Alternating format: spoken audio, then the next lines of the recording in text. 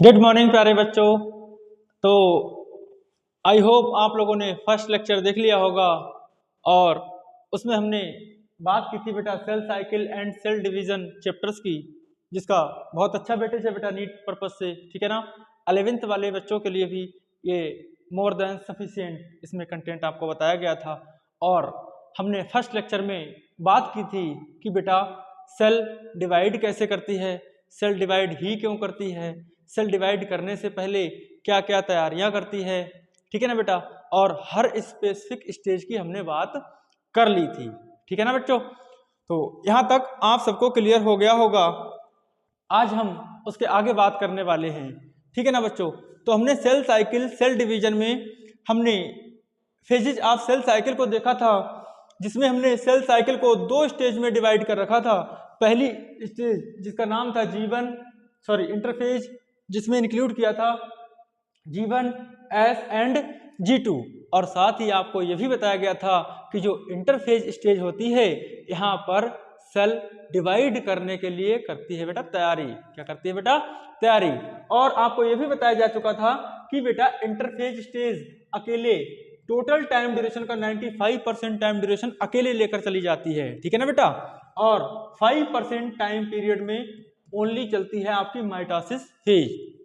तो last lecture में हमने इंटरफेज की बेटा डिटेल में बात कर ली थी, G1, S, G2। साथ ही आपको बताया गया था कि G1 स्टेज में हमारी सेल क्या करती थी, आपको यह भी बता दिया गया था सेल तैयारी कर रही थी। G1 को गैप 1 बोला था, या फिर मैंने प्री सिंथेटिक फेज बोला था। और यहाँ पर प्रोटीन्स की सिंथेसिस चल रही थी। इंपॉर्टेंट बात मैंने आपको यह भी बताई थी कि जब बेटा एस फेज के अंदर डीएनए का रेप्लिकेशन होता है, डीएनए का रेप्लिकेशन होता है, एनसीईआरटी कहती है कि क्रोमोसोम नहीं बेटा क्रोमैटिड्स का डुप्लीकेशन होता है। और क्रोमैटिड्स का डुप्लीकेशन कैसे हुआ था वो भी हमने आपको बता दिया था बेटा। अगर मान लो G1 फेज का जो डीएनए या फिर जो क्रोमोसोम आपको इस तरह का दिखाई दे रहा था, यह है बेटा G1 फेज का। तो एस फेज में मैंने बोला कि क्रोमोसोम डबल हो गए थे, लेकिन बेटा अमाउंट ऑफ डीएनए डबल हो गया था, लेकिन क्रोमोसोम सेम रहा। मतलब काउंटिंग में अगर मैं इसको एक क्रोमोसोम बोल रहा हूं तो ये भी एक क्रोमोसोम ही है। G1 फेज के अंदर जो मेरे प्यारे बच्चों क्रोमोसोम है, मतलब एक क्रोमोसोम इज इक्वल टू एक क्रोमेटिड, ये हमने बता दिया था। और बेटा एस फेज में क्या हो गया था, हमारा एक सेंट्रोमियर से दोनों क्रोमेटिड जुड़े हुए थे। हम अभी भी इसको क्या बोलेंगे, एक क्रोमोसोम ही। लेकिन आपकी एनसीईआरटी ये कहती है कि ड्यूरिंग द एस फेज के दौरान यहां पर डीएनए तो डबल हो गया। सर डीएनए डबल हो गया मतलब 2C से बेटा 4C हो गया था, लेकिन बेटा नंबर ऑफ क्रोमोसोम सेम रहे। ध्यान रहे, नंबर ऑफ क्रोमोसोम सेम है but not number of chromatids. ध्यान रखना बेटा, एनसीईआरटी ने पैराग्राफ में लिख रखा है, ऐसे बोल रखा है कि during S phase amount of DNA get duplicated and also chromatids के जो नंबर हैं वो भी डबल हो गए। देखो ना बेटा, यहाँ पर एक क्रोमेटिड, यहाँ पर दो क्रोमेटिड्स हैं, ठीक है ना। तो इस तरह की हमने बातें कर ली थी। फिर बेटा हमने बताया था G2 फेज, और इंपॉर्टेंट बात क्या बताई थी कि एस फेज में डीएनए का रेप्लिकेशन होने वाला है। और डीएनए की रेप्लिकेशन के लिए जो भी हमको टूल्स चाहिए, जो भी हमको तैयारियां करनी थी, वो सारे के सारे इंपॉर्टेंट एंजाइम्स और टूल्स का सिंथेसिस कहाँ कर लिया था, G1 फेज में ही कर लिया था, ठीक है ना। और फिर G2 फेज को हमने बोला था गैप 2, या फिर मैंने इसको बोला था प्री माइटोटिक फेज, या फिर पोस्ट सिंथेटिक फेज। सिंथेटिक के बाद है इसलिए पोस्ट सिंथेटिक फेज, और या मैं कह सकता हूं pre mitotic phase, M phase से पहले है, एम फेज से पहले, इसलिए हमने इसको बोल दिया था बेटा प्री माइटोटिक फेज। बोलो ठीक है ना। तो हमने इंटरफेज की G1, S, G2 इन सब की डिटेल में बात कर ली थी। साथ ही आपको दिखाया गया था कि बेटा नंबर ऑफ क्रोमोसोम्स का हिसाब, डीएनए के अमाउंट का हिसाब हमने सब में बात कर ली थी, G1, S, G2 और M में भी प्रोफेज, मेटाफेज, एनाफेज, टीलोफेज में कौन सी फेज के अंदर कितने डीएनए और कितने क्रोमोसोम्स होंगे। बोलो ठीक है ना। इन सब की हमने बात कर ली थी, मतलब amount of DNA and number of chromosome की बात हो गई थी, ठीक है ना बच्चों। चलिए अब आगे कंटिन्यू करते हैं बेटा इसी को। तो ध्यान रखना बच्चों, ये वाला डायग्राम हमने देख लिया था जिनको समझ नहीं आया हो वो दोबारा एक बार देख सकते हैं। G1 फेज में मैंने बोला अमाउंट ऑफ डीएनए कितना रह जाएगा बेटा 2C, कितना रह जाएगा बेटा 2C, और नंबर ऑफ क्रोमोसोम को मैं रिप्रेजेंट कर देता हूं 2n से।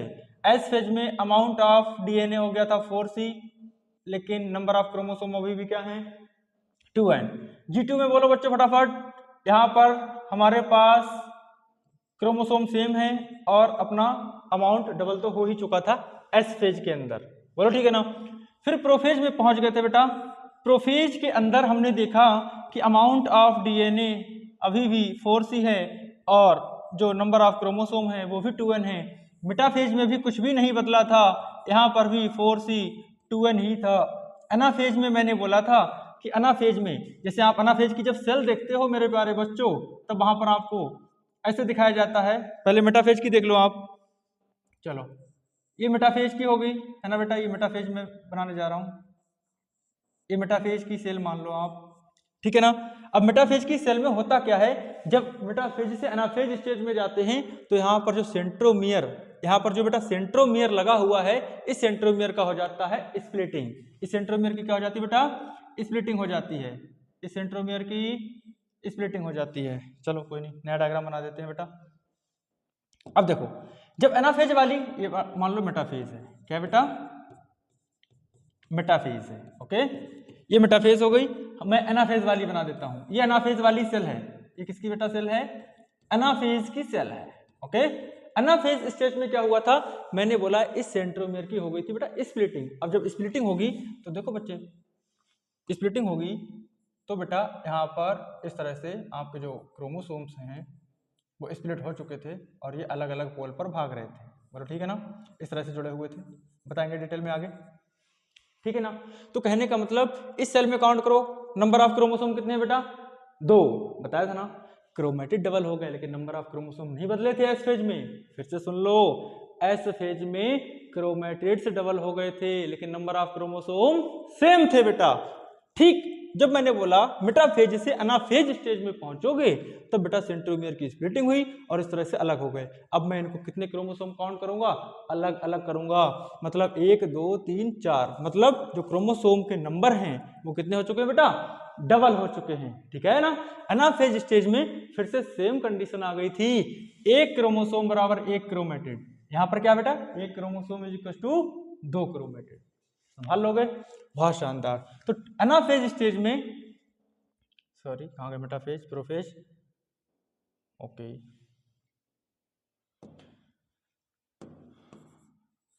देखो बेटा मैं फिर से बना देता हूं, ये प्रोफेज के हो गए, ये मेटाफेज के हो गए, और एनाफेज में मैंने क्या बोला कि अमाउंट ऑफ डीएनए तो अभी भी 4C है लेकिन नंबर ऑफ क्रोमोसोम क्या हो गया बेटा 2n से 4n, तो नंबर ऑफ क्रोमोसोम यहां पर हो चुके हैं बेटा आपके पास 4n, ठीक है ना। चलो और एनाफेज सॉरी टीलोफेज में बेटा मैंने बोला टीलोफेज की जो सेल होती है उसमें आने लग जाता है न्यूक्लियर मेम्ब्रेन, क्या आ जाती है बेटा न्यूक्लियर मेम्ब्रेन, ठीक है ना। न्यूक्लियर मेम्ब्रेन आने के कारण मैं जो जवाब दूंगा आपको पर न्यूक्लियस हिसाब दूंगा, पर न्यूक्लियस जब आप हिसाब दोगे भैया पर सेल अभी भी क्रोमोसोम कितने हैं 4, पर न्यूक्लियस बोलो 2, मतलब हाफ हो गए ना। तो देखो बच्चे एनाफेज स्टेज में मैंने बोला नंबर ऑफ क्रोमोसोम कितने हैं 4n, तो हाफ हो जाएंगे, यहाँ पर आ जाएंगे 2n और अमाउंट ऑफ डीएनए भी पर न्यूक्लियस कितना आ जाएगा हाफ हो जाएगा, ये हो गया 2C, क्या हो गया बेटा 2C। तो अब हमारी जो एनाफेज स्टेज में फिर से हो चुका है बेटा 2C 2n वाली सेल, मतलब जैसी G1 में थी 2C 2n वाली स्टेज आ चुकी है और हमारी सेल अब डिवीजन के लिए तैयार है। तो ये सारा कंसेप्ट हमने लास्ट लेक्चर में देखा था, ओके। आज जो हम कंटिन्यू करने वाले हैं वो देखो बच्चे, इसके आगे मेटाफेज सॉरी एमफेज, सुनो बच्चे माइटोसिस फेज। अब जो माइटोटिक फेज है यहीं पर होता है बेटा रियल सेल डिवीजन, क्या होगा रियल सेल डिवीजन। देखो वो कहते हैं actual cell division, actual cell division. Sir अगर यहाँ पर एक्चुअल सेल डिवीजन हो रहा है तो इससे पहले क्या हो रहा था, पहले बेटा प्रिपरेटरी फेज बोला था, वहां पर तैयारियां हो रही थी, मतलब सर G1 ऐसे G2 में सेल डिवीजन के लिए तैयारियां हो रही थी सिर्फ, यस बच्चे वहां पर सिर्फ और सिर्फ तैयारी हो रही थी। एक्चुअल जो सेल का डिवीजन है वो बेटा आपकी माइटोसिस फेज या फिर मैं बोल दूं एम फेज में ही होता है, बोलो ठीक है क्या, संभाल लोगे? बहुत शानदार। आगे देखो, last more for only about an hour, मतलब 1 घंटे में ही हो जाती है। अगर सेल का डिवीजन, मैंने आपको बताया था ह्यूमन की अगर कोई सेल 24 घंटे में डिवाइड कर रही है तो उसमें से 23 घंटे तो तैयारी में लग जाते हैं और 1 घंटे सेल डिवीजन में होता है। यहाँ से कुछ सीखे बेटा? तो कहने का मतलब कामयाबी के लिए या फिर कोई भी काम करने के लिए ज्यादा समय कहाँ लगता है? तैयारी वाले फेज में लगता है, ठीक है ना। आगे देखो, एम फेज। एम फेज में क्या हो रहा है? Start with karyokinesis. M phase में पहले क्या होगा? कैरियोकाइनेसिस का मतलब होता है बेटा न्यूक्लियर डिवीजन। कैरियो शब्द का मतलब क्या होता है? न्यूक्लियस। तो कैरियोकाइनेसिस का मतलब है nuclear division. Sir M phase में हम क्या पढ़ने वाले हैं? इसमें बेटा सबसे पहले न्यूक्लियस का डिवीजन होगा, देन फाइनली साइटोकाइनेसिस, मतलब देन क्या होगा बेटा? सेल डिवीजन, ठीक है ना। तो पहले nuclear division, then cell division, ठीक है ना। चलो, most dramatic phase of cell cycle. बेटा एम फेज को बोला है सबसे ज्यादा ड्रामेटिक फेज। सबसे ज्यादा ड्रामेटिक फेज इसको क्यों बोला? क्योंकि बेटा एम फेज में हम 4 स्टेप पढ़ने वाले हैं, प्रोफेज, मेटाफेज, एनाफेज और टीलोफेज। प्रोफेज में हम देखेंगे कैसे क्रोमेटिन्स कंडेंस होकर क्रोमोसोम बनाने की कोशिश कर रहे हैं। मेटाफेज में हम देखेंगे इक्वेटोरियल प्लेट पर आ गए थे। एनाफेज में देखेंगे फिर से स्प्लिटिंग हो रही है। और बेटा मैंने आपको बताया था कि प्रोफेज में nuclear membrane disappear, cell organelles disappear और टीलोफेज तक पहुंचते पहुंचते ये सारी चीजें फिर से रीअपियर हो जाती हैं। तो इसीलिए एम फेज को बोला है मोस्ट ड्रामेटिक फेज, क्योंकि सबसे ज्यादा ड्रामे यही करते हैं। बोलो ठीक है ना। आगे देखो बेटा, माइटोसिस पढ़ रहे हैं, इसको हमने बोला है इक्वेशनल डिवीजन। क्या बोला बच्चे? Equational division. सर इसको इक्वेशनल डिवीजन क्यों बोला? देखो बच्चे, ये कोई सेल है, ये कोई सेल है, ये सेल है बेटा आपकी 2n वाली। क्या है बेटा? 2n वाली। 2n समझते हो ना? 2n रिप्रेजेंट करते हैं नंबर ऑफ क्रोमोसोम से। तो बेटा जब इसमें चलेगी माइटोसिस, क्या चलेगी बेटा? माइटोसिस। तो माइटोसिस के बाद भी जब एक सेल 2 सेल में डिवाइड हो जाएंगी, मतलब एक सेल से कितनी सेल हो जाएंगी? 2 सेल हो जाएंगी। तो मेरे प्यारे बच्चों, जो न्यू डॉटर सेल्स हैं, जो न्यू डॉटर सेल्स हैं उनमें भी कोई चेंजेस होने वाले नहीं हैं। ये भी 2n, ये भी 2n, हेंस मतलब इनकी प्लॉइडी रहेगी सेम। क्या रहेगी बेटा? प्लॉइडी सेम रहेगी। इसीलिए मैंने इसको बोला है इक्वेशनल डिवीजन। तो ध्यान रखना, माइटोसिस को बोला जाता है इक्वेशनल डिवीजन, ठीक है बेटा। और मियोसिस को हम लोग बोलते हैं रिडक्शन डिवीजन। क्या बोलते हैं बच्चे? Reduction division. बोलो इतना संभाल लोगे। चलिए आगे, इक्वेशनल डिवीजन क्यों बोला? इसको देखो बेटा, वो कह रहा as number of chromosomes in parent and progeny cells is same. अरे देखो ना, देखो ना, ये क्या है बेटा? पेरेंट सेल थी आपके पास और ये क्या है बेटा? डॉटर सेल है। क्या है बच्चे?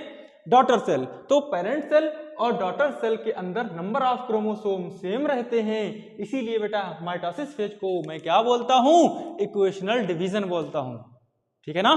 चलिए, cell division is a progressively process, so very clear cut lines can not drawn between the various stages. ये भी मैंने आपको बता दिया था कि बेटा ये प्रोफेज है, ये मेटाफेज है, ये एनाफेज है, ये टीलोफेज है। हम क्लियर कट नहीं बता सकते कि कहाँ से कहाँ तक प्रोफेज चल रही है और कहाँ से कहाँ तक मेटाफेज, एनाफेज, टीलोफेज। मतलब हम जो सेल साइकिल आपको डायग्राम बना के दिखाते हैं बेटा इस तरह का, ये ऐसा कुछ भी रियल में नहीं होता। हम तो सिर्फ बस उसका बिहेवियर देख लेते हैं क्रोमोसोम्स का, उस बेस पर बता देते हैं कि ठीक है, अगर हमको दिखाई दे गया कि न्यूक्लियर मेम्ब्रेन डिसअपियर हो रही है, हम समझ जाएंगे प्रोफेज के लास्ट में है लगभग।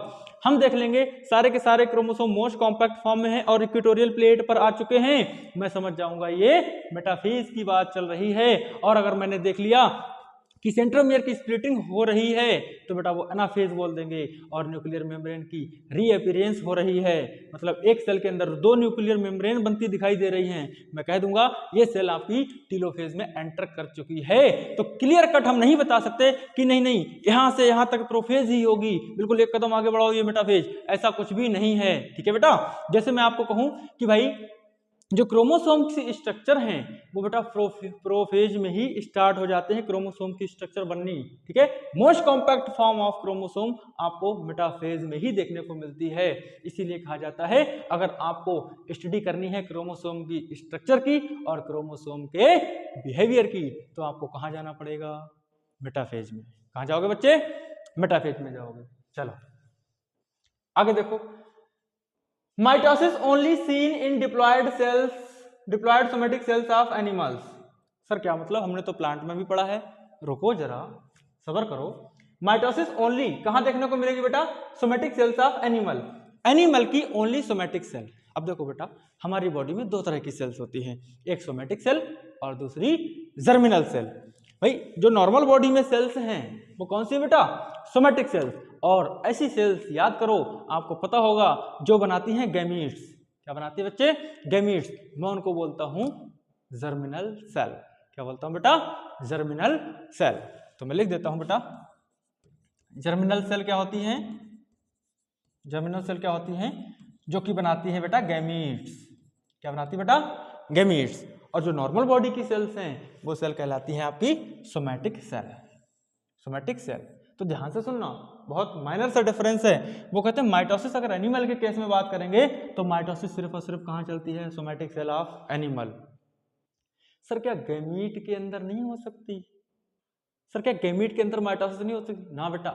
एनिमल के केस में हैप्लॉयड सेल में माइटोसिस नहीं होगी। फिर से सुनो, मैंने क्या बोला, एनिमल के केस में हैप्लॉयड सेल में माइटोसिस नहीं होगी। सोचो अगर हैप्लॉयड सेल मतलब स्पर्म मान लो, स्पर्म बेटा हैप्लॉयड है ना, अगर हैप्लॉयड में माइटोसिस चलती तो स्पर्म से ही बहुत सारे स्पर्म बन जाते। मेन हमारी जो सेल थी स्पर्मेटोगोनिया, उसकी जरूरत नहीं पड़ती। तो ध्यान रखना बेटा, हमारे स्पर्म सेल में डिफरेंशिएशन या फिर फर्दर सेल डिवीजन नहीं होता है। तो इसीलिए ये लाइन बहुत ही क्लियर कट लिखी गई है कि अगर आप एनिमल सेल की बात करेंगे, एनिमल सेल में अगर आपको माइटोसिस देखनी है तो आपको एक पर्टिकुलर सेल की बात करनी पड़ेगी, दैट इज सोमैटिक सेल। अरे भाई जो डिप्लॉयड जाइगोट बना था हमारा, डिप्लॉयड जाइगोट, हम सिंगल सेल थे, आज मिलियंस ऑफ सेल्स हैं हमारे पास, वो सारी की सारी किस प्रोसेस से मिली हैं, माइटोसिस से मिली हैं। ठीक है ना बच्चे। But in haploid cells of some insect, देखो बेटा एक्सेप्शन है, कुछ ही एक, जनरली एनिमल्स की हैप्लॉयड सेल में माइटोसिस नहीं होती है। लेकिन एक एक्सेप्शन है हमारे पास जिसको मैं बोलता हूं इंसेक्ट, मतलब मेल हनी बी। किसमें बेटा, मेल हनी बी। अरे याद करो जो मेल हनी बी था बेटा, जो मेल हनी बी था, मेल हनी बी था, इसकी बॉडी कैसी थी, हैप्लॉयड। अब बताओ बॉडी इसकी खुद की हैप्लॉयड, जर्मिनल सेल भी हैप्लॉयड, और जर्मिनल सेल से बेटा इसको स्पर्म बनाने हैं, वो भी कैसे बनेंगे, हैप्लॉयड। तो बहुत क्लियर कट ध्यान रखना कि मेरे प्यारे बच्चों, जनरली एनिमल्स की हैप्लॉयड सेल में माइटोसिस नहीं होती है, एक्सेप्ट क्या बेटा, मेल हनी बी में। ओके ओके, आगे देखो, प्लांट के केस में बात करते हैं। Plant can show mitotic division. Plant क्या शो कर रहे हैं बेटा, माइटोटिक डिवीजन। ये देखो बेटा पिंक कलर से मैंने आपके लिए अंडरलाइन कर रखा है। Plant cell can show mitotic division. ध्यान सुनना, मैंने क्या बोला, अगर कोई आपसे ऐसा पूछे कि mitosis takes place in animal plant both, दोनों, mitosis takes place in all animal cells, no, गलत हो जाएगा बेटा। ओनली सोमैटिक सेल में एक्सेप्शन एक ही है अपने सिलेबस में, जो कौन है बेटा, मेल हनी बी। लेकिन वो प्लांट के केस में बात करें तो plant can show mitotic division in both haploid and diploid cells. क्या बोला बेटा, जनरली मैंने बोला माइटोसिस आपकी किस बिहेव पर काम करती है। माइटोसिस में क्या होता है, 2n से 2n वाली ही दो सेल बनती हैं। अरे यही तो पढ़ते हो। लेकिन जो प्लांट के केस में है बेटा, प्लांट के केस में है, यहाँ पर माइटोसिस यहाँ पर 2n से 2n वाली सेल भी बन सकती हैं और हैप्लॉयड से हैप्लॉयड सेल भी डिवाइड कर सकती हैं। प्रोसेस का नाम है माइटोसिस। क्या नाम है बेटा, माइटोसिस। संभाल लोगे इतना? तो plant can show mitotic division in both haploid and diploid sales. Sir example बताओ, ऐसे समझ में नहीं आएगा। अब सुनो बेटा, देखो नॉर्मल जो हायर प्लांट्स हैं उनकी पूरी प्लांट बॉडी कैसी बेटा? Diploid cell. आप जानते हो फर्टिलाइजेशन हुआ सिंगल सेल से, इतने सारे मिलियंस ऑफ सेल की पूरी प्लांट बॉडी बना दी, मतलब डिप्लॉइड से डिप्लॉइड वाली चीजें बन गई हैं। ओके, याद करो ब्रायोफाइट्स, ब्रायोफाइट समझे ना? तो ब्रायोफाइट की जो मेन प्लांट बॉडी होती है बेटा कौन सी होती है? हैप्लॉइड। हैप्लॉइड है, मल्टी सेलुलर होती है ना?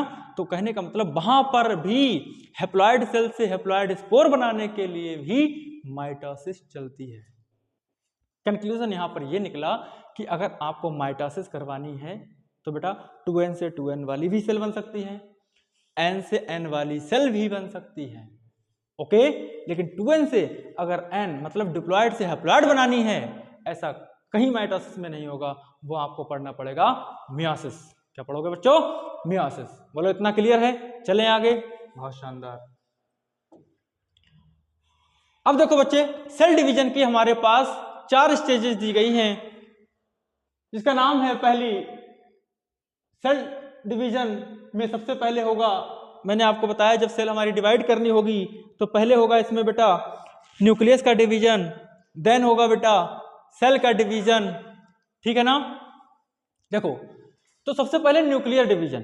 तो न्यूक्लियर डिवीजन हम अलग पढ़ेंगे। न्यूक्लियर डिवीजन की अलग 4 स्टेजेस हैं, जिसका नाम है प्रोफेज, मेटाफेज, एनाफेज, टीलोफेज। और बेटा हम सेल डिवीजन की अलग स्टेजेस पढ़ेंगे, जिसको हम बोलने वाले हैं साइटोकाइनेसिस।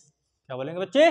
साइटोकाइनेसिस। तो अभी हम फोकस करते हैं बेटा कैरियोकाइनेसिस पर। किस पर करेंगे? कैरियोकाइनेसिस। तो 4 स्टेज दी हैं, prophase, metaphase, anaphase, telophase, 4 step. Okay, mitosis occurs in onion root tip cell. In onion, ये डाटा है थोड़ा सा याद रख लो, अनियन की सेल में 16 क्रोमोसोम होते हैं ईच सेल में। कहने का मतलब 16 क्रोमोसोम है ईच सेल में, मतलब डिप्लॉयड सेल में, क्योंकि बेटा जो रूट है उसमें भी कैसी सेल्स होंगी? डिप्लॉयड सेल्स होंगी। बोलो ठीक है क्या? अब सुनो, जो हमने इससे पहले बेटा कंसेप्ट आपको बताया था, जो इससे पहले आपको कंसेप्ट बताया गया था, है ना बच्चे? एक सेकेंड, जो इससे पहले ये कंसेप्ट बताया गया था, इसमें क्वेश्चंस बनते हैं बेटा बढ़िया बढ़िया, ठीक है? वो आपको क्या कह देगा कि मान लो हमारी अनियन की रूट टिप में, मैं इसको हटा देता हूं बेटा, एक बार इसको हटा देता हूं। मान लो यार, इधर देखो बेटा, मैंने बोल दिया, अगर क्वेश्चन दे दिया जाए आपको कि अनियन की रूट टिप में कितने क्रोमोसोम हैं? 16 क्रोमोसोम है। कितने क्रोमोसोम है बच्चे? 16 क्रोमोसोम है अनियन की रूट टिप में। ओके, अब आपसे ये पूछा जाएगा कि find number of chromosome in onion cell at the anaphase stage. तो एनाफेज में आपको क्या बताया था? नंबर ऑफ क्रोमोसोम क्या हो गए थे बेटा? डबल। तो अगर वो पूछ ले कि बेटा एनाफेज स्टेज में नंबर ऑफ क्रोमोसोम कितने होंगे, तो बेटा आपका आंसर चला जाएगा 2 गुना, 32। कितना बेटा? 32। अब देखो एक शानदार क्वेश्चन और बनते हैं। अगर कोई आपसे ऐसा कह दे कि कोई एंजियोस्पर्मिक प्लांट है, एंजियोस्पर्मिक प्लांट के बेटा एंडोस्पर्म में, एंजियोस्पर्मिक प्लांट के बेटा एंडोस्पर्म में नंबर ऑफ क्रोमोसोम हैं 33। कितने बेटा? 33। अब आपको पहले एक बात पता होनी चाहिए, अगर वो ऐसे पूछ ले फाइंड नंबर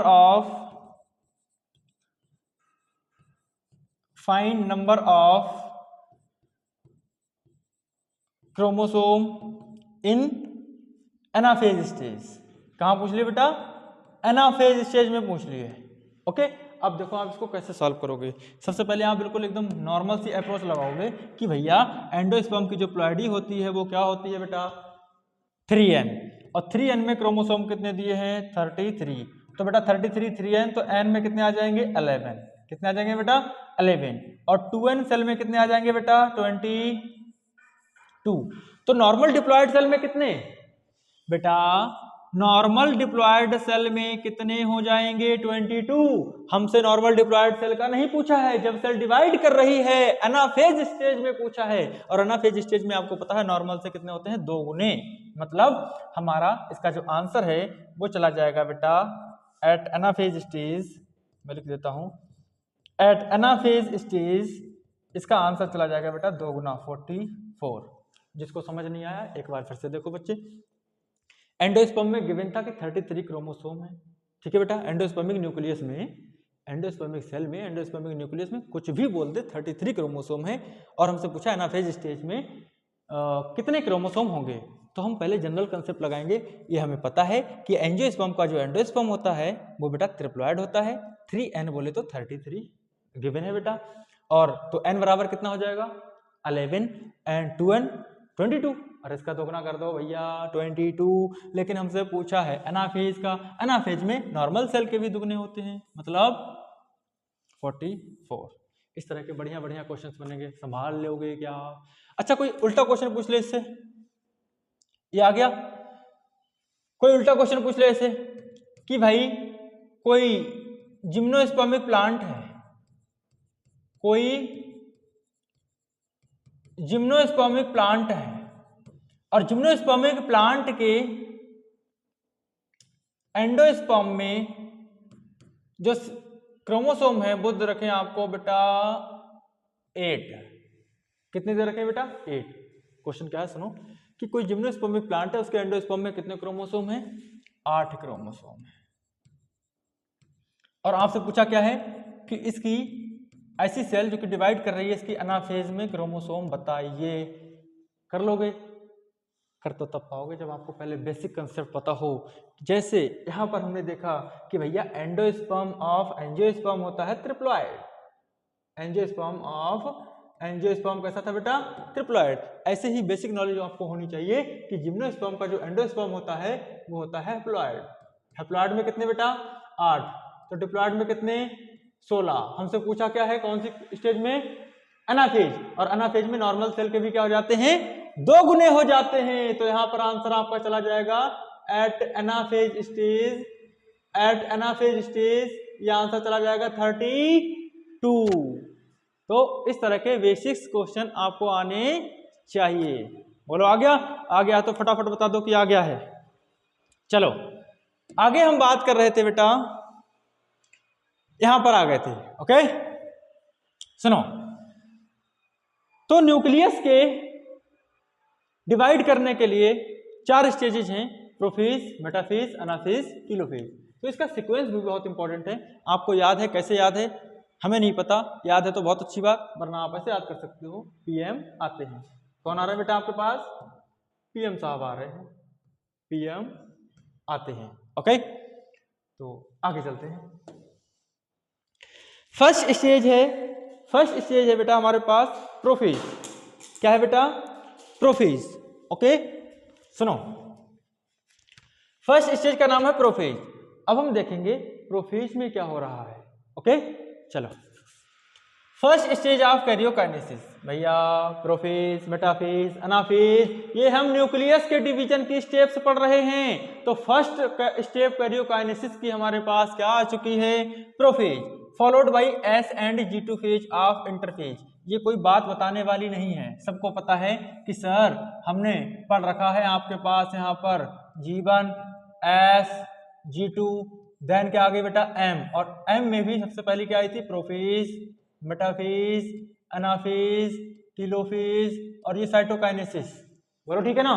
अब सुनो यहां पर लिखा हो followed by S phase and G2 phase in interphase. देखो बेटा G1 से S तक की क्या थी? सॉरी G1 S, ये होगी G2 आपके पास, ओके। अब देखो बच्चे, देखो प्रोफेज की बात चल रही है ना, तो यहां पर लिखा ये है कि प्रोफेज तक पहुंचते पहुंचते हमें किससे गुजर के आना पड़ा? S और G2 से होते हुए आए हैं। वही लिखा है followed by S and G2 phase of interphase. In S and G2 new DNA formed are not distinct but inherent। वो कह रहे हैं कि एस फेज के अंदर जो नए डीएनए का फॉर्मेशन हुआ है, जो डीएनए का रेप्लिकेशन हुआ है, वो अभी भी वो कह रहे हैं नॉट डिस्टिंक्ट, पूरी तरह से अलग नहीं है, लेकिन इंटरविंड है, मतलब आपस में अभी क्या है बेटा, उलझा हुआ सा है। ठीक है ना।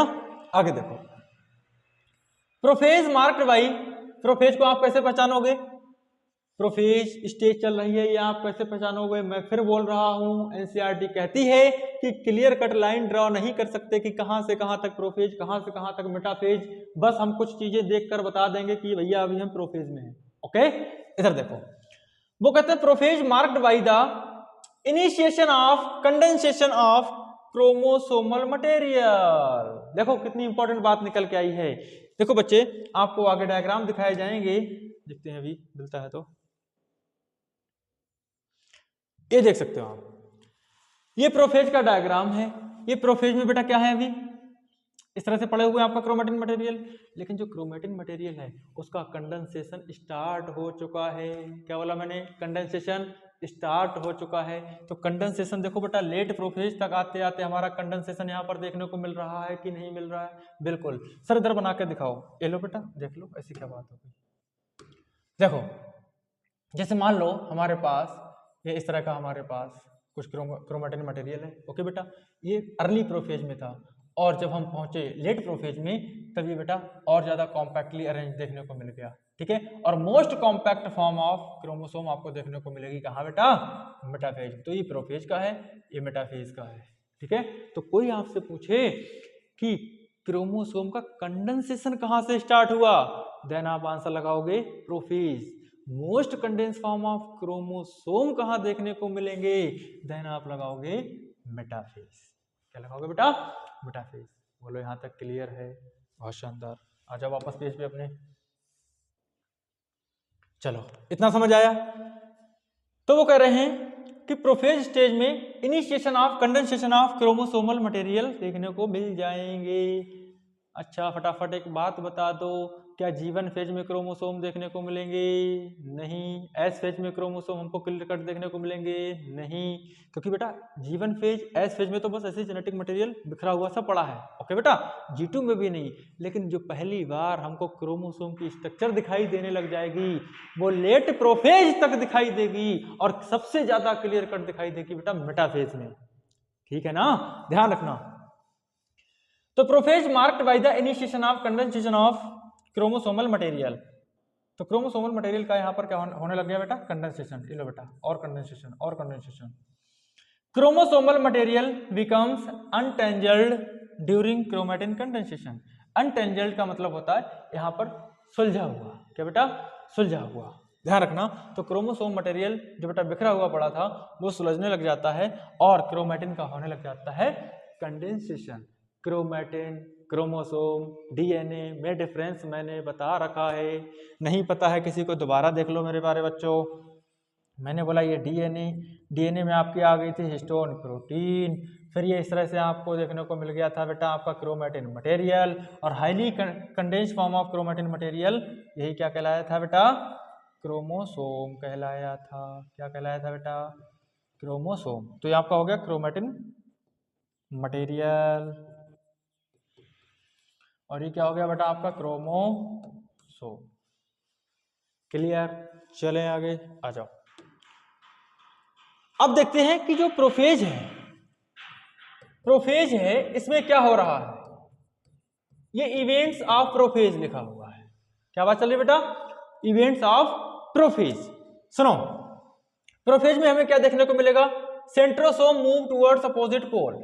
सेंट्रोसोम समझते हो, चलो मैं बना के दिखा देता हूं बेटा। मैंने बोला कि यहां पर आपके जो क्रोमोसोम, अभी न्यूक्लियर मेम्ब्रेन थी, याद रहे, इनिशियल स्टेज ऑफ प्रोफेज में आपको न्यूक्लियर मेम्ब्रेन देखने को मिलेगी, लेकिन यहाँ पर ब्रेक डाउन होना स्टार्ट हो जाता है, डिसअपियरिंग स्टार्ट हो जाती है। ठीक है ना बच्चे, तो कहने का मतलब अभी जो न्यूक्लियर मेम्ब्रेन है हमारे पास वो देखने को मिल रही है। ओके, जो भी इसके पास क्रोमोसोमल मटेरियल पड़े थे, तो बेटा वो ये कह रहे हैं कि जो आपके पास सेंट्रोसोम होते हैं, यहाँ पर ये जो सेंट्रोसोम आपको दिखाई दे रहे हैं, मान लो इस तरह से पड़े हुए हैं, चलो इधर हटा देते हैं इसको, ठीक है ना। ठीक है ना बच्चे। जो सेंट्रोसोम पड़े हुए हैं यहाँ पर, जो सेंट्रोसोम पड़े हुए हैं, ऐसे मान लो, ऐसे बना देते हैं, परपेंडिकुलर होते हैं एक दूसरे के। ये बात हम सेल वाले चैप्टर में पढ़ लेते हैं, यहाँ पर बात नहीं करेंगे। बोलो ठीक है क्या, इतना संभाल लोगे, बहुत शानदार। आगे देखो बच्चे, वो ये जो लाइन लिखी हुई है कि centrosome move towards opposite pole, तो अपोजिट पोल पर मूव कैसे करने लग जाते हैं। ये जो सेंट्रोसोम यहाँ पर पड़े हुए हैं, ये अपोजिट पोल पर मूव करने लग गए। ये बेटा अपोजिट पोल पर मूव करने लग गए, अपोजिट पोल पर मूव करने लग गए। इन्हीं से निकलेंगे एस्टर्स, स्पिंडल फाइबर्स, ठीक है ना, ध्यान रखना। तो प्रोफेज स्टेज के एंड होते होते जो हमारे सेंट्रोसोम हैं, देखो बेटा मूव कर गए हैं अपोजिट पोल पर। Okay, at the prophase cell organelles disappear. क्या बोला बेटा मैंने, cell organelle and nuclear membrane यहां पर हो जाती है disappear. Cell membrane and nuclear membrane यहां पर होने लग जाती है disappear. Chromosomal material condense to form chromosome, और साथ ही जो क्रोमेटिन मटेरियल पड़ा हुआ था वो क्रोमोसोमल मटेरियल, या फिर मैं कह देता हूं यहां पर क्रोमेटिन मटेरियल, ठीक है। क्रोमेटिन मटेरियल कंडेंस होकर क्या बनाने लग जाता है बेटा, क्रोमोसोम। कंपोज्ड ऑफ क्या लिखा हुआ है, ठीक है, वो ये लाइन ये लिखी हुई है कि बेटा जो आपके पास एक क्रोमोसोम था बेटा, ठीक है बेटा, एक क्रोमोसोम मान लो यहाँ पर 2 क्रोमेटिड्स का मिलकर बना है, और जिन चीजों से जुड़ा है बीच में वो कहलाता है सेंट्रोमियर। क्या कहलाता है बेटा, सेंट्रोमियर। मतलब दोनों क्रोमेटिड्स को जो अटैच करके रखा हुआ है अभी, वो कौन है बेटा, सेंट्रोमियर। ध्यान रखना, आगे चल के मैं बताऊंगा आपको, इस सेंट्रोमियर की होने वाली है स्प्लिटिंग। बता दो फटाफट कमेंट में, कहां पर होगी सेंट्रोमियर की स्प्लिटिंग, कौन सी स्टेज में होगी, फटाफट बता दो फटाफट। हाँ, आंसर आ गया होगा, एनाफेज में होगी। और बताओ एनाफेज फर्स्ट या एनाफेज सेकंड, एनाफेज सेकंड में होगी। ध्यान रखना, सेंट्रोमियर की स्प्लिटिंग 2 जगह होती है बेटा। सेंट्रोमियर की स्प्लिटिंग कहाँ कहाँ होगी बेटा, आपकी हो जाएगी एनाफेज में और एनाफेज सेकंड में होती है। ध्यान रख लेना, आगे हम करेंगे, अगर किसी को ये बात नहीं आई कोई बात नहीं, आगे डिटेल में बात करेंगे। Okay, each centromere radiates out. ये जो सेंट्रोमियर हैं अपोजिट पोल पर गए थे, वो करा रेडिएट्स आउट। रेडिएट आउट का मतलब यहां से रेज निकलेंगी, इस तरह से यहां से कुछ रेज निकलेंगी, उनको मैं बोलता हूं एस्ट्रल रेज। क्या बोलता हूं बेटा मैं, एस्ट्रल रेज। और माइक्रो ट्यूबुलर फाइब्रिल्स भी कह सकता हूं, या एस्टर बोल सकता हूं। आई होप प्रोफेज तक आपकी कहानी क्लियर हो चुकी होगी। अरे प्रोफेज तक संभाल लोगे, बहुत शानदार। आगे देखेंगे, ये थोड़ा सा डाटा लिखा हुआ है कि 2 एस्टर्स, 2 एस्टर और स्पिंडल फाइबर मिलकर बना देते हैं, इसको मैं कहता हूं स्पिंडल एपरेटस। तो ये भी अपने आप में क्वेश्चन आया हुआ है कि स्पिंडल एपरेटस क्या होता है। तो स्पिंडल एपरेटस मेरे प्यारे बच्चों 2 एस्टर और स्पिंडल फाइबर मिलकर बनाते हैं। Chromosomes are present in the nucleus. सबको पता है कि क्रोमोसोम्स जनरली कहां प्रेजेंट रहते हैं बेटा, न्यूक्लियस के अंदर प्रेजेंट रहते हैं। बोलो ठीक है क्या, संभाल लोगे, बहुत शानदार। आगे बढ़ जाते हैं, ये प्रोफेज का आप डायग्राम देख सकते हो बेटा, है ना। ये जो सेंट्रोसोम है, सेंट्रियोल हैं, अपोजिट पोल पर भागने लग गए हैं, ओके, और बना रहे हैं माइटोटिक स्पिंडल। ये जो आपको बेटा दिखाई दे रहे हैं, इन्हीं को मैं कहता हूं माइटोटिक स्पिंडल। स्पिंडल स्पिंडल क्या बोलता हूं बेटा, माइटोटिक स्पिंडल। तो ये स्पिंडल माइक्रोट्यूब्यूल्स, सेंट्रोसोम समझ गए होगे, फ्रेगमेंट्स। ओके चलो, तो अर्ली प्रोफेज का डायग्राम ऐसा है। मैंने क्या बोला कि प्रोफेज लेट आते आते, देखो बेटा जो क्रोमेटिन मटेरियल पड़ा था उसका हाईली तो नहीं बोल सकते, क्रोमेटिन मटेरियल पड़ा था, कंपैरेटिवली यहाँ पर कंडेंसेशन हो चुका है। और ध्यान से देखेंगे आप तो न्यूक्लियर मेम्ब्रेन भी आपको ब्रेक डाउन होती हुई दिखाई दे रही है। जब हमको न्यूक्लियर मेम्ब्रेन पूरी तरह से दिखाई नहीं देगी, पूरी तरह से डिसअपियर हो चुकी होगी, मैं कह दूंगा कदम रख लिया है हमने मेटाफेज में। कहाँ रख लिया बेटा, मेटाफेज में। तो अब हम पढ़ने वाले हैं मेटाफेज। ओके, डायग्राम भी दिखाएंगे, पहले मेटाफेज देख लेते हैं। सुनो, मेटाफेज तो जो माइटोसिस पढ़ रहे थे, कैरियोकाइनेसिस के स्टेप्स पढ़ रहे थे, हमने प्रोफेज देखा। अब इसके बाद बेटा कौन सी स्टेज आ रही है हमारे पास? सेकेंड स्टेज ऑफ माइटोसिस या सेकेंड स्टेज ऑफ कैरियोकाइनेसिस। आप कुछ भी बोल सकते हो, एक ही बात है, बोलो संभाल लोगे क्या? बहुत शानदार। इधर देखो, metaphase marked by, metaphase marked by, metaphase को आप कैसे पहचानोगे? देखो मैं फिर से रिपीट कर रहा हूं, एनसीईआरटी ने साफ साफ बोला है कि भाई हम क्लियर कट लाइन को ड्रॉ नहीं कर सकते कि यहां से यहां तक प्रोफेज है, मेटाफेज है, एनाफेज है, टीलोफेज है। सिर्फ पहचान सकते हैं कुछ एक चीजें देखकर। ध्यान रखना बेटा, न्यूक्लियर मेम्ब्रेन का डिसअपियर एंड होते होते हो गया कहां पर? प्रोफेज में। जब हम देखेंगे बिल्कुल भी हमें दिखाई नहीं दे रही, हम समझ लेंगे हम कहां एंटर कर चुके हैं बेटा? मेटाफेज के अंदर एंटर कर चुके हैं। बोलो संभाल लोगे क्या? इधर देखो फटाफट, मेटाफेज मार्क्ड बाई, कैसे पहचानोगे? Complete disintegration of nuclear membrane. Nuclear envelope बोल दो, न्यूक्लियर मेम्ब्रेन बोल दो बेटा, एक ही बात। Okay, spreaded chromosomes now condenses completely. Questions arise. मैंने बोला condensation of chromosome start from, चलो मैं क्वेश्चन लिख देता हूं आपके लिए,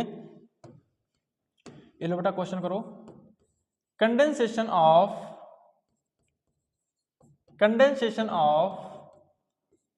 क्रोमोसोम स्टार्ट फ्रॉम, ऑप्शन है आपके पास प्रोफेज, मेटाफेज, एनाफेज और फोर्थ है बेटा आपके पास टीलोफेज। क्या लगाओगे? पूछा है कंडेंसेशन ऑफ क्रोमोसोम स्टार्ट कहां से हुआ? प्रोफेज से। क्वेश्चन की लैंग्वेज बदलेगी, आंसर बदल जाएगा। अगर ऐसे लिख दें कि fully condensation of chromosome, fully condensation of chromosome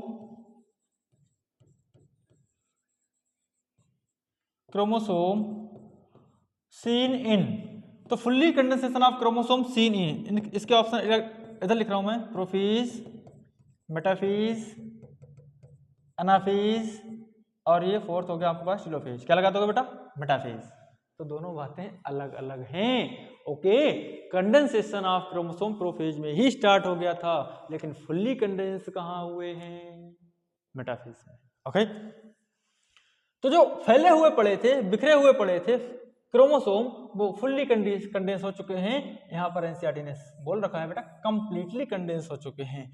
morphology of chromosome, वो कहते हैं कि अगर आपको क्रोमोसोम की बेस स्टडी करनी है, मॉर्फोलॉजी की स्टडी करनी है, मतलब स्ट्रक्चर की स्टडी करनी है या फिर बिहेवियर की स्टडी करनी है, आपको कौन सी फेज में जाना पड़ेगा? मेटाफेज स्टेज में जाना पड़ेगा।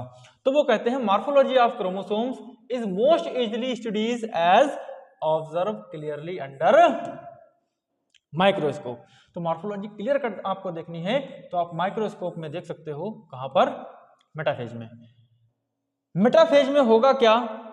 One chromosome made of two sister chromatid. अरे सिंपल सी बात है, इधर देखो बेटा, मेटाफेज का डायग्राम देख लो, मेटाफेज का डायग्राम देख लो। ये देखो बेटा, वो कह रहा है एक क्रोमोसोम पर है, मैं अलग बना देता हूं। ये जो क्रोमोसोम आपको दिखाई दे रहे हैं बेटा, वो आपको इस तरह से दिखाई दे रहे हैं। ये लो, ये मैंने इसको बाहर निकाल लिया, इसको बाहर निकाल लिया। ओके, वो कह रहे हैं कि मेटाफेज स्टेज में एक क्रोमोसोम के अंदर कितने क्रोमैटिड हैं? 2 क्रोमैटिड। कितने हैं मेरे प्यारे बच्चों?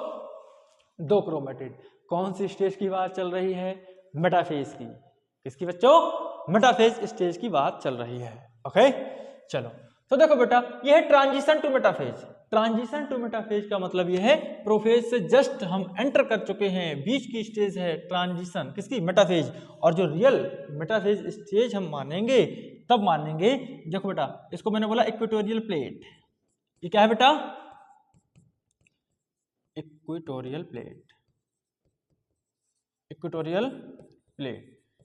जब सारे के सारे क्रोमोसोम अलाइन हो जाएंगे इक्वेटोरियल प्लेट पर, ये बेटा मेटाफेज स्टेज आपको देखने को मिल सकती है। ठीक है बेटा, तो यहां पर अभी भी देखो बेटा, एक क्रोमोसोम के अंदर 2 क्रोमैटिड्स हैं, इनकी स्प्लिटिंग होने वाली है आगे।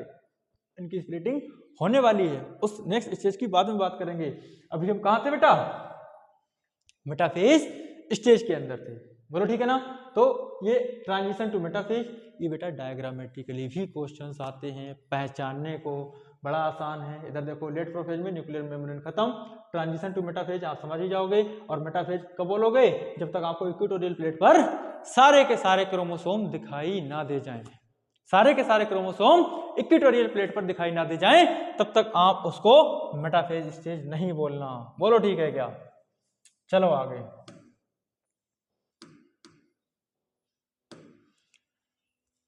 काइनेटोकोर क्या होता है? देखो बेटा काइनेटोकोर क्या होता है, मैं आपको अलग से डायग्राम बना के दिखा देता हूं। मान लो यार, मान लो यार, मान लो यार, मान लो यार, ये दोनों के दोनों क्रोमेटिड्स को जो सेंटर से अटैच किए हुए हैं, जो सेंटर से अटैच करे हुए हैं, इन दोनों के दोनों क्रोमेटिड्स को, इसको मैं बोलता हूं सेंट्रोमियर। बोलो मेरे प्यारे बच्चों क्या बोलता हूं? सेंट्रोमियर। जैसे मान लो एक ही क्रोमोसोम है, एक ही क्रोमोसोम है, इन दोनों को जो बीच में अटैच किए हुए हैं वो कौन है? सेंट्रोमियर। कौन है बेटा? वो सेंट्रोमियर। लेकिन जब इनकी स्प्लिटिंग होगी, इस सेंट्रोमियर की स्प्लिटिंग होगी, तो कोई इधर से पकड़ के खींचेगा ना, कोई इधर से पकड़ के खींचेगा ना, तो मतलब इसके अपोजिट साइड, इस साइड पर जो लगा हुआ होगा, जो लगा हुआ होगा स्पिंडल फाइबर, तो स्पिंडल फाइबर कहां से अटैच करेंगे? That is kinetochore. क्या है बेटा? ये काइनेटोकोर। फिर से समझो, एक क्रोमोसोम एक क्रोमेटिड दूसरा क्रोमेटिड, ये दोनों क्रोमेटिड आपस में इस तरह से अटैच्ड हैं, और जो बीच में स्ट्रक्चर इन दोनों को अटैच करके रखी हुई है वो कहलाती है बेटा सेंट्रोमियर। और इन दोनों को अलग खींचने के लिए यहां पर जुड़ेंगे कौन? अरे यहां पर कौन जुड़ेंगे? काइनेटोकोर। तो पोजीशन समझ में आ रही? तो ये तो सेंट्रोमियर हो गया बेटा। और यहां पर एक डिस्क लाइक स्ट्रक्चर और लगा होगा, जिसको मैं बोल दूंगा काइनेटोकोर। क्या बोलूंगा बेटा मैं? काइनेटोकोर। ठीक है ना? कोई दिक्कत यहां तक नहीं होनी चाहिए। पढ़ते हैं इसके बारे में। वो कह रहा है स्मॉल डिस्क लाइक शेप, याद रखेंगे कैसी बेटा? स्मॉल है, डिस्क लाइक स्ट्रक्चर है, और प्रेजेंट कहां है? Surface of centromere. इंपॉर्टेंट बात, कहां प्रेजेंट है बेटा? Surface of centromere. Site of attachment of spindle fibre with chromosome, मतलब क्रोमोसोम। देखो बेटा मैं ये सेल बना देता हूं, और यहां पर इस तरह से ये 2 किलोमीटर वाली इस तरह से बना दिया बेटा मैंने, कोई दिक्कत नहीं है। वो कहते हैं कि जहां पर क्रोमोसोम को पकड़ के खींचेंगे, क्रोमोसोम को पकड़ के खींचेंगे, कौन खींचेगा बेटा? Spindle fibre. कौन बेटा? Spindle fibre. तो वो यही कह रहे हैं कि जहां से स्पिंडल फाइबर अटैच होते हैं क्रोमोसोम पर, वो काइनेटोकोर होता है। क्या था बेटा? काइनेटोकोर। मतलब स्पिंडल फाइबर अटैच होते हैं हमारे काइनेटोकोर से। बोलो यहां तक कोई डाउट नहीं होना चाहिए। Characterised by all chromosome lie equator. तो वो कह रहे हैं कि हम कैसे पहचानेंगे कि जो हमारी मेटाफेज चल रही थी, तो उसमें सारे के सारे जो क्रोमोसोम्स हैं वो इक्वेटर पर आकर अरेंज हो जाएंगे। One chromatid of each chromosome lie towards one pole and its sister chromatid lie towards opposite pole. क्या मतलब है सर? क्या मतलब है सर? देखो मेरे प्यारे बच्चों, चलो मैं इसको हटा देता हूं, ये तो आ गया होगा। सुनो, ये जो इसके अंदर बने हुए हैं मैं इनको बाहर निकाल लेता हूं। ये एक्चुअली ऐसे बने हुए हैं, इनको बाहर निकाल के थोड़ा सा बड़ा बना के दिखा देता हूं, आपको क्लियर कट दिखाई दे जाएगा। ठीक है? वो ये कह रहे हैं कि ये जो दोनों क्रोमोसोम हैं, ये दोनों के दोनों आपस में है सिस्टर क्रोमेटिड। क्या है बेटा? Sister chromatid. अब वो ये कह रहे हैं कि इस सेल के अंदर sister chromatid, each sister chromatid, एक ये वाला एक क्रोमेटिड है बेटा, ये वाला एक क्रोमेटिड है, ये क्रोमेटिड अलग पोल की तरफ है, और ये वाला क्रोमेटिड अलग पोल की तरफ फेस किए हुए है। सिर्फ इतनी सी बात ये कहना चाहते हैं। अब पढ़ो, समझ आएगा। One chromatid of each chromosome, ये एक क्रोमोसोम का दोनों क्रोमेटिड, मतलब एक क्रोमोसोम का एक क्रोमेटिड ऊपर है, एक इधर बेटा नीचे। तो वो कह रहा one chromatid of each chromosome lie towards one pole, ये इसका पोल किधर है? इस साइड में। इसका पोल किधर है? इस साइड में।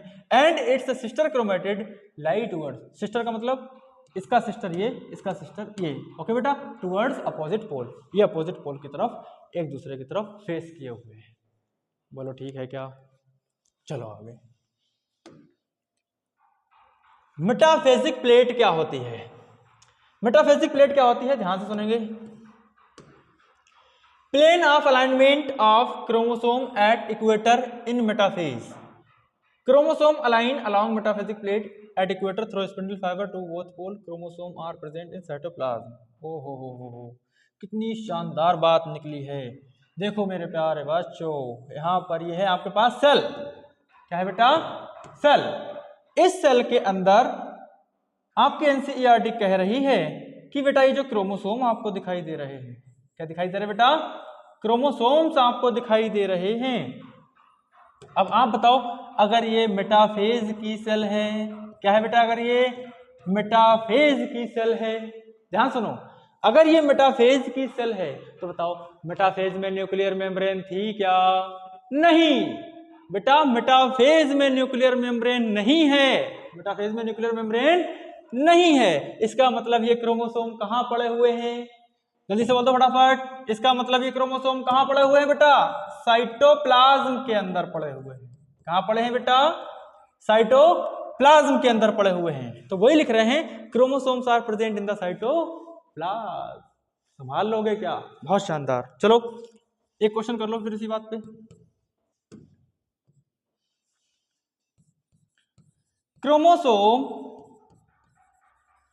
Chromosome present in cytoplasm, cytoplasm में कहां प्रेजेंट होते हैं? ऑप्शन नंबर 1 G1, दूसरा ले लो S, G2 none. Chromosome present in cytoplasm, बताओ बेटा आंसर क्या जाएगा? G1, S, G2 या नन? मेरे प्यारे बच्चों, G1 में भी न्यूक्लियस था, S में भी न्यूक्लियस है, G2 में भी न्यूक्लियस है। अगर इस तरह के ऑप्शन फ्रेम होते हैं, आपका आंसर कौन सा जाएगा बच्चे? नन। क्या जाएगा बेटा? नन। अब देखो मैं ऑप्शन चेंज करता हूं, आपका जवाब बदल जाएगा। मैं क्वेश्चन लिखता हूं यहां पर कि chromosome present in cytoplasm, chromosome present in cytoplasm. Option 1 prophase, metaphase, anaphase, और जो फोर्थ ऑप्शन है बेटा वो मैं ले लेता हूं 2 and 3 बोथ। अब बोलो क्या आंसर लगाओगे आप इसका? बोलो बच्चे।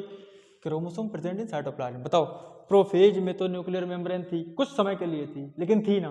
लेकिन बेस्ट ऑप्शन आपके पास दिख रहा है 2 and 4, क्योंकि मेटाफेज और एनाफेज में न्यूक्लियर मेम्ब्रेन नहीं है। यहां पर जो हमारे क्रोमोसोम पड़े होंगे वो बेटा साइटोप्लाज्म में पड़े होंगे। आंसर चला जाएगा 4। मतलब मेटाफेज और एनाफेज दोनों के जो क्रोमोसोम हैं वो कहां पड़े हुए हैं? कहां पड़े बच्चे? शाबाश, साइटोप्लाज्म के अंदर पड़े हुए हैं। संभाल लोगे? बहुत बढ़िया क्वेश्चन था बेटा।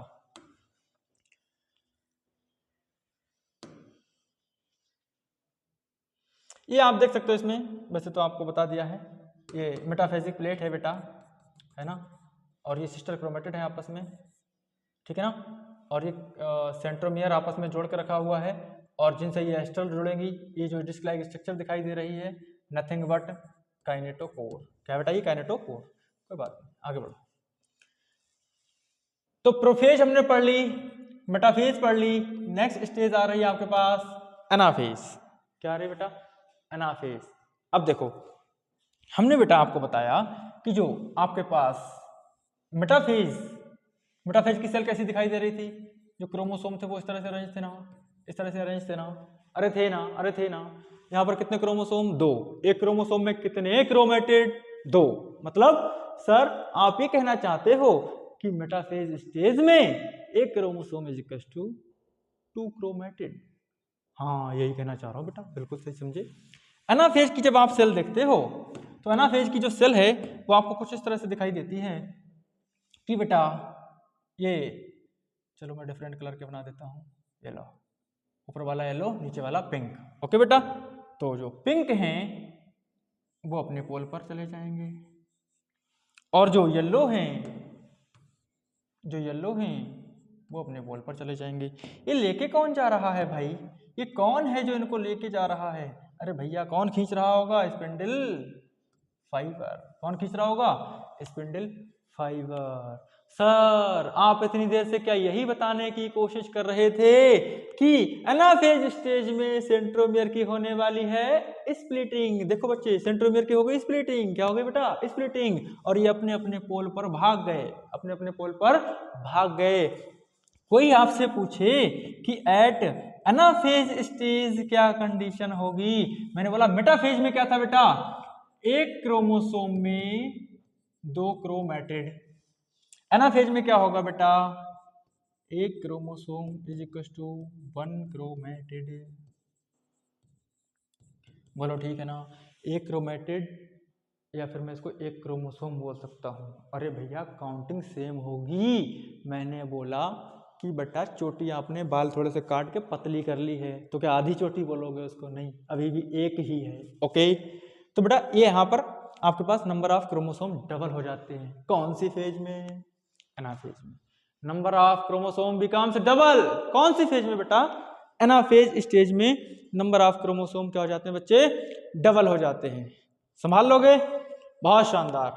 अब देखो इसमें इसकी लैंग्वेज पढ़ते हैं हम लोग। ओके, और एक इंपॉर्टेंट बात बता दूं, एनाफेज एक ऐसी स्टेज होती है जो कि हमारे फ्यूचर डॉटर न्यूक्लियाई का क्रोमोसोम डिसाइड करती है। देखो कितनी बढ़िया बात निकली यहां से। वो कह रहे हैं फ्यूचर क्रोमोसोम। बेटा इसके बाद हम टीलोफेज पढ़ेंगे। अरे याद करो, टीलोफेज में क्या होगा? इसी के ऊपर न्यूक्लियर मेम्ब्रेन आ जाएगी और 1 से 2 में डिवाइड हो जाएगी। मतलब फ्यूचर न्यूक्लियाई के अंदर कौन सा क्रोमोसोमल मटेरियल जा रहा है वो डिसाइड कहां हो गया? एनाफेज में। कहां हो गया बेटा? एनाफेज में हो गया। संभाल लोगे? आगे देखो, एनाफेज पढ़ते हैं। वो कहते हैं कैसे पहचानोगे? At onset of anaphase, anaphase आते आते chromosomes of metaphasic plate is split simultaneously.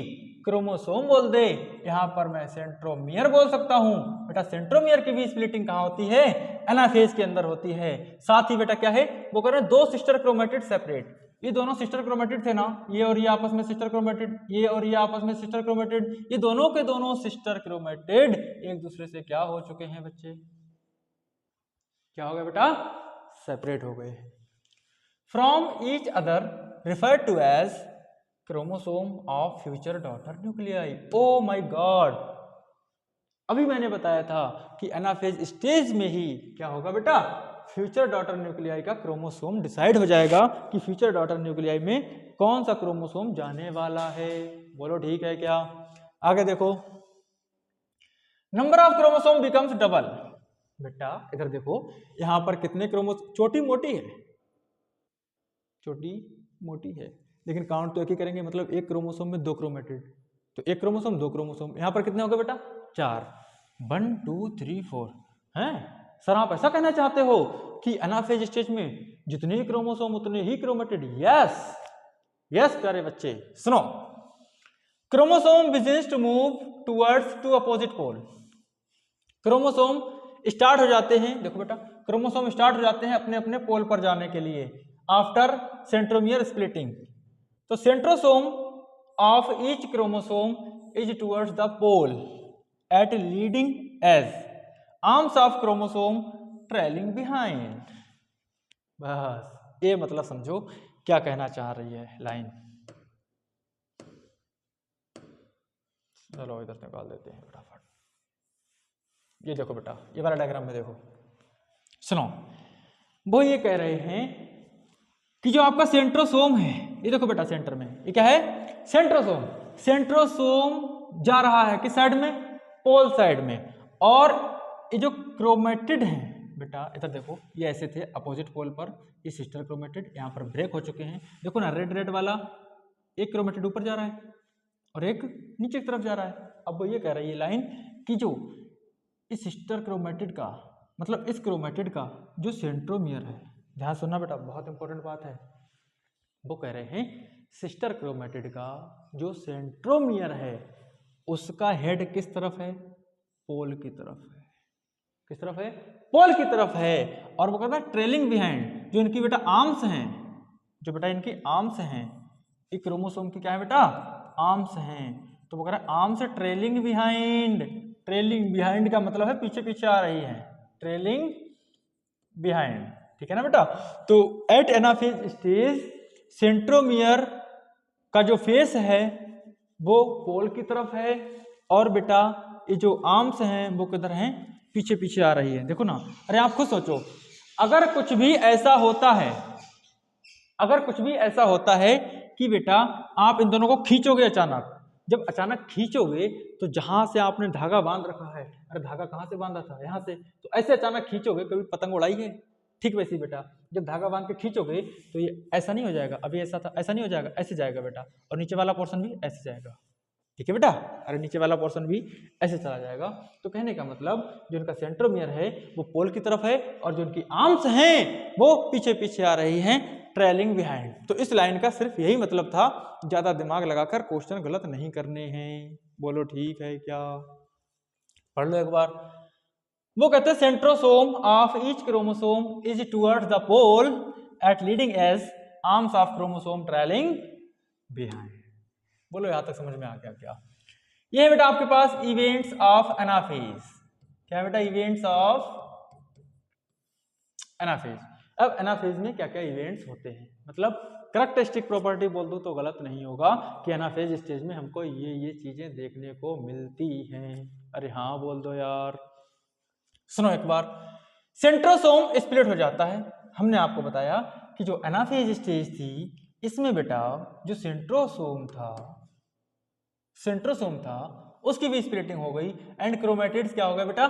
Separate. ये जो क्रोमेटिड्स थे बेटा, ये जो क्रोमेटिड्स थे बेटा, इनका क्या हो गया? चलो एक और बना लेते हैं आपकी तसल्ली के लिए। ये लो। अब देखो बेटा, ये जो वो कह रहे हैं कि chromatids moves to opposite pole, तो जो क्रोमेटिड्स हैं वो कहाँ हो गए बेटा? अपोजिट पोल पर भाग गए। कहाँ भाग गए बेटा? अपोजिट पोल पर। ये लो बेटा, ये अपोजिट पोल पर भाग गए। कौन लेकर भाग गया इनको? ना गंदी बात बेटा, कोई लेकर नहीं भागा इनको, इनको खींच लिया गया। किसके थ्रू?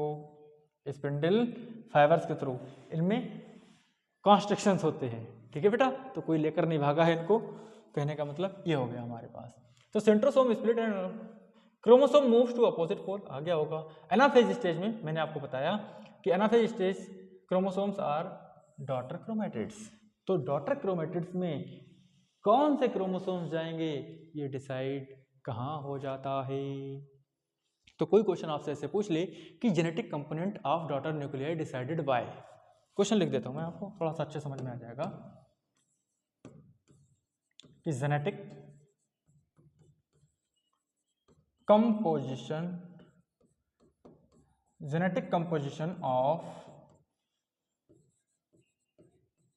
डॉटर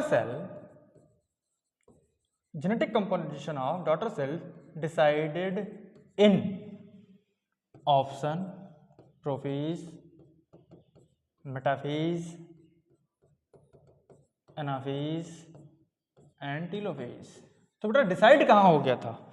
जल्दी से बता दो फटाफट, अगर इस तरह का कोई क्वेश्चन आता है। एनाफेज। तो एनाफेज में तो इसका बेटा आंसर जाएगा थर्ड। इसका आंसर जाएगा बेटा थर्ड।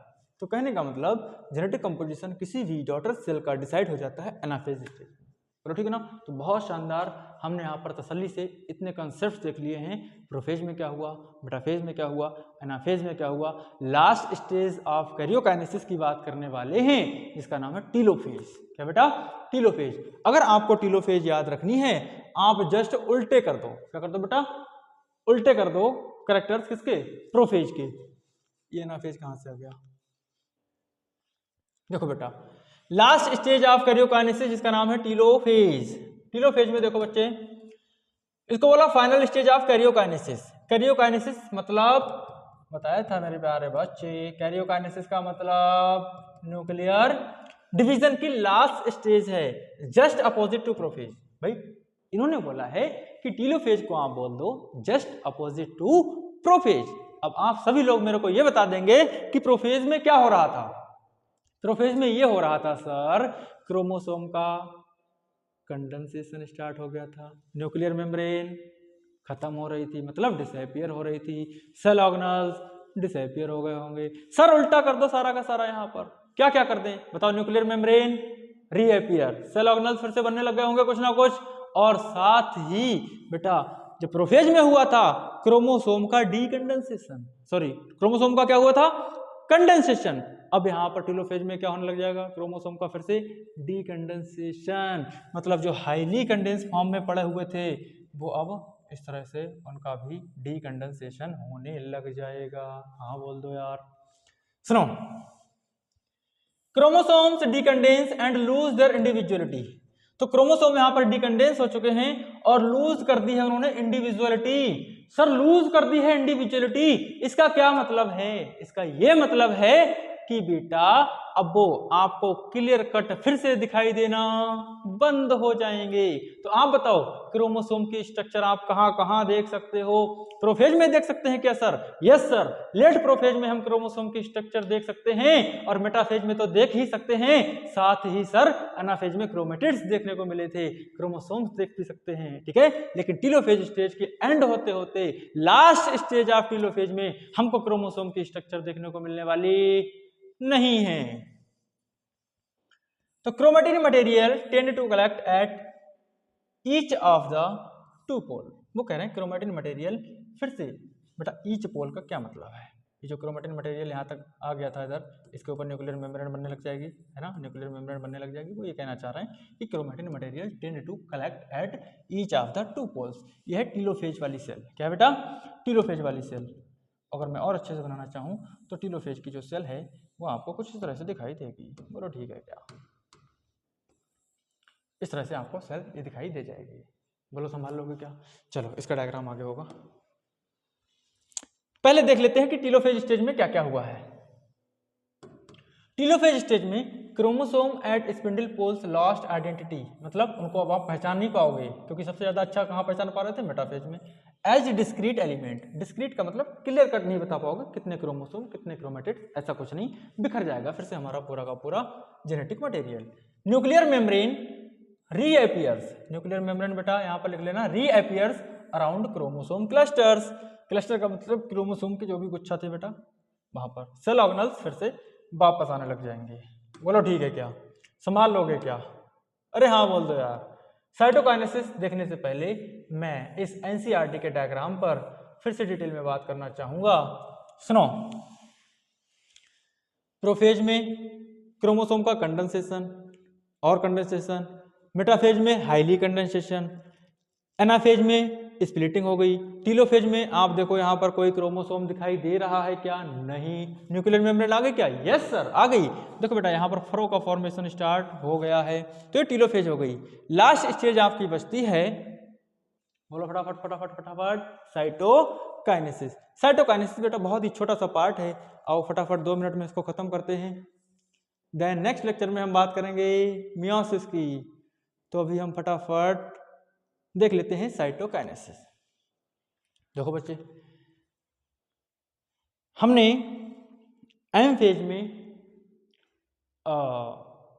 माइटोटिक फेज पढ़ी, प्रोफेज, मेटाफेज, एनाफेज, टीलोफेज, और अब हम देखने वाले हैं कि एक्चुअल सेल का डिवीजन कैसे हो रहा है, एक्चुअल सेल डिवाइड कैसे कर रही है, एक सेल से 2 सेल में कैसे करती है।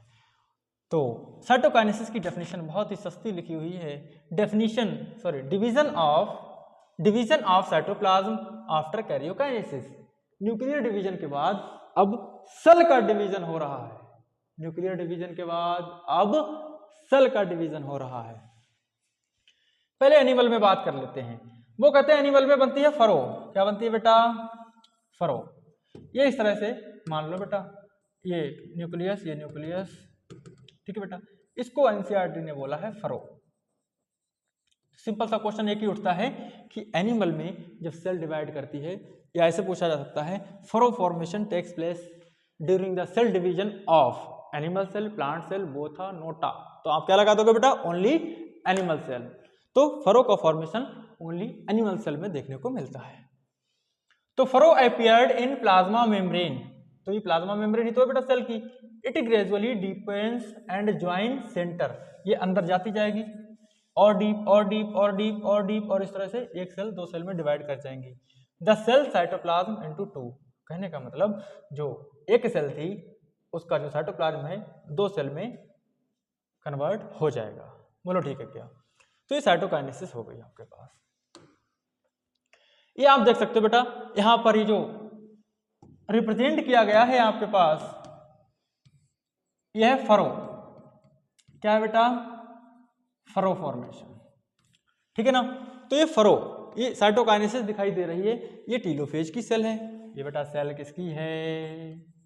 टीलोफेज की सेल है, टीलोफेज स्टेज की सेल है। और यहाँ पर ये फरो फॉर्मेशन और क्लोज और क्लोज और क्लोज, फाइनली एक सेल से दो सेल आपके पास बन चुकी हैं। और देखो क्रोमेटिन मटेरियल फिर से हमारा डिकंडेंसेशन फॉर्म में पड़ा हुआ है, बिखरे फॉर्म में पड़ा हुआ है। बोलो संभाल लोगे क्या? बहुत शानदार। आगे बढ़ जाते हैं। प्लांट सेल के अंदर सर कैसे होगी सेल डिवीजन? प्लांट सेल में देख लो बेटा, cells enclosed by relatively extensible cell wall. आपको पता है कि प्लांट की जो सेल है ना बेटा, जो सेल वॉल होती है बहुत ही ज्यादा रिजिड होती है।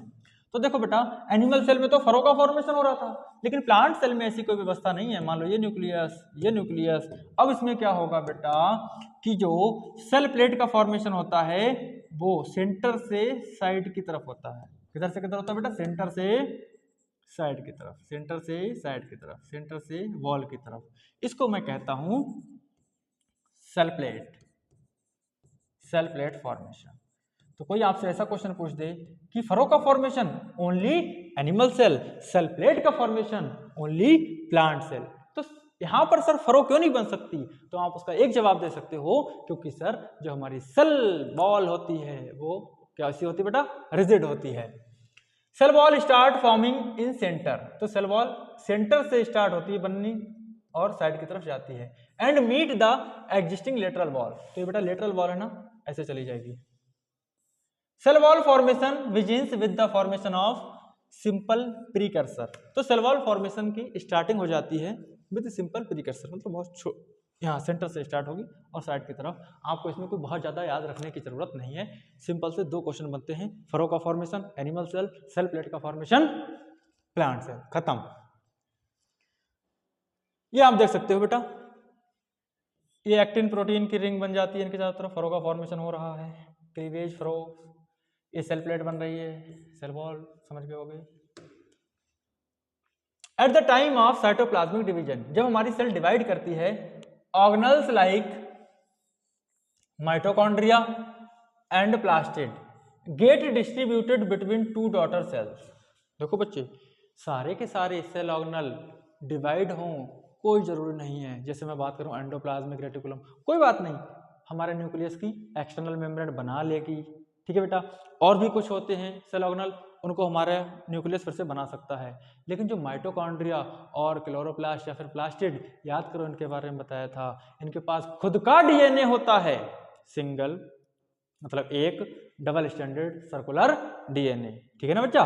तो ये दोनों चीजें इक्वली लगभग डिस्ट्रीब्यूट कर दी जाती हैं दोनों डॉटर सेल्स के अंदर। वही बात लिखी है कि mitochondria and plastid distributed between two daughter cells. In some organism karyokinesis is not followed by cytokinesis result, मतलब कुछ सेल ऐसी होती हैं जिनमें न्यूक्लियस का तो डिवीजन हो जाता है लेकिन सेल डिवाइड नहीं करती है। धोखा हो गया बेटा, ये तो धोखा हो गया भाई, कि न्यूक्लियस तो सर डिवाइड कर गया लेकिन सेल डिवाइड नहीं कर पाई। अब क्या होगा?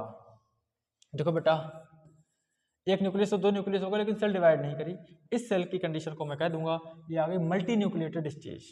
और मल्टी न्यूक्लिएटेड के लिए एक टर्म और आती है जिसको मैं बोलता हूँ सिंसाइटियम, कुछ भी पढ़ लो, बोलो ठीक है ना। तो मल्टी न्यूक्लिएटेड या फिर सिंसाइटियम, बोलो ठीक है क्या। ऐसा हमें कहाँ देखने को मिलता है? ये देखने को मिलता है लिक्विड एंडोस्पर्म ऑफ कोकोनट। याद करो, जब आप एंजियोस्पर्मिक प्लांट में sexual reproduction in flowering plant पढ़ते हो तब वहां पर आपको बताया जाता है कि जो ट्रिप्लॉइड न्यूक्लियस था इसमें चलता है फ्री न्यूक्लियर डिवीजन। क्या चलता है बेटा? Free nuclear division. Free nuclear division का मतलब ये था nucleus nucleus nucleus nucleus nucleus ही डिवाइड हो रहे हैं, सेल वॉल नहीं आ रही है, मल्टी न्यूक्लिएटेड कंडीशन आ गई थी। संभाल लोगे, सिंसाइटियम का एग्जांपल आप कह सकते हो। ओके चलिए, तो सिग्निफिकेंस ऑफ माइटोसिस। माइटोसिस के बेटा क्या सिग्निफिकेंस हैं? माइटोसिस के बेटा क्या सिग्निफिकेंट हैं, हम वो देखने वाले हैं। Significance of mitosis. सुनो बेटा, माइटोसिस से हमको क्या फायदे हैं वो सुनो। It is equational division. Equational का मतलब पहले ही बता दिया कि बेटा यहाँ पर 2n वाली सेल से 2n वाली ही सेल बनती हैं, मतलब नंबर ऑफ क्रोमोसोम रहते हैं सेम, या फिर हेप्लॉइड से हेप्लॉइड बनेगी, फिर भी मैं कह देता हूं नंबर ऑफ क्रोमोसोम क्या रहते हैं? सेम। ओके, इसीलिए इसको बोला जाता है equational division. So help in retain the same chromosome number in all somatic cell. जब मैं सिंगल सेल जाइगोट का हुआ करता था, याद करो, तो मेरे अंदर मिलियंस ऑफ सेल आ गई, तो हर सेल के अंदर, जैसे मैं अपनी बात करूं तो हर सेल के अंदर 46 क्रोमोसोम ही हैं। वो किसकी वजह से हैं? माइटोसिस की वजह से हैं। ठीक है बेटा, हर सेल ने सेम नंबर ऑफ क्रोमोसोम को रिटेन करके रखा हुआ है due to mitosis. Okay, it produce diploid daughter cells with identical genetic complement. तो यहां पर वो करंट डिप्लॉयड डॉटर सेल बनती हैं और बिल्कुल आइडेंटिकल, बिल्कुल कुछ भी चेंजेस नहीं, आइडेंटिकल जेनेटिक मटेरियल, क्योंकि यहाँ पर क्रॉसिंग ओवर वगैरह नहीं होती। क्रॉसिंग ओवर तो कहाँ होगी? मियोसिस में पढ़ेंगे। Okay, growth of multi cellular organism is due to mitosis.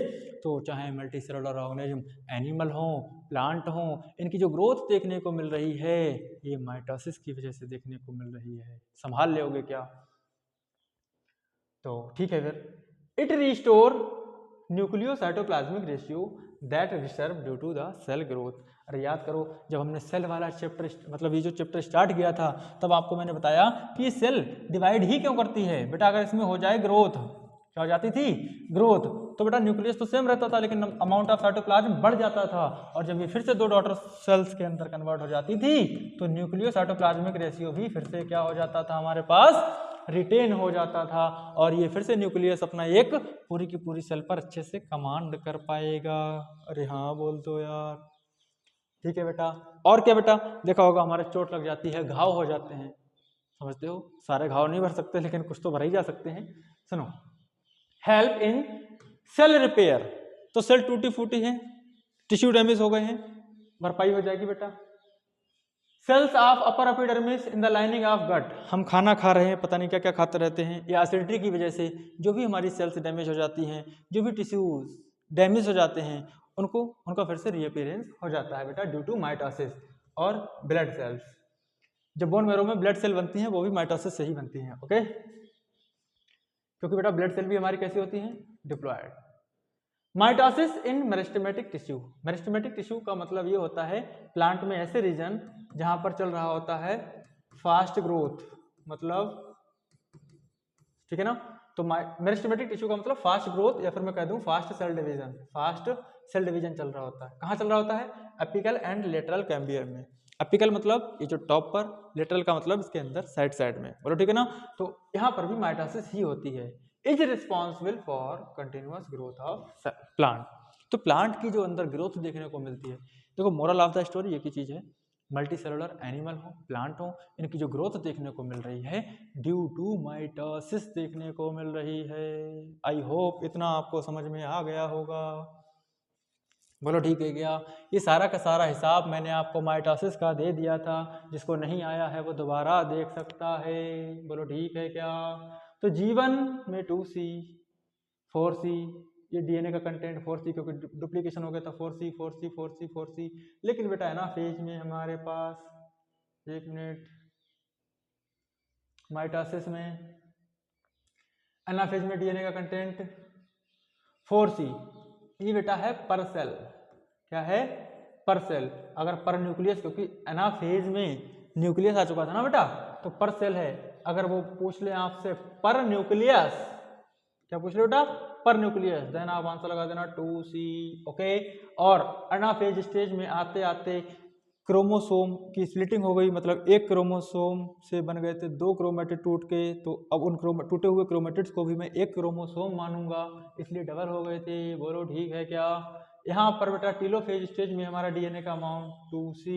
1 minute, anaphase में न्यूक्लियर मेम्ब्रेन नहीं आई थी ना, तो एनाफेज का ही सही लिखा हुआ है, एनाफेज का बेटा सही लिखा हुआ है, न्यूक्लियर मेम्ब्रेन थोड़ी आई थी, तो अमाउंट ऑफ डीएनए 4C ही रह जाएगा।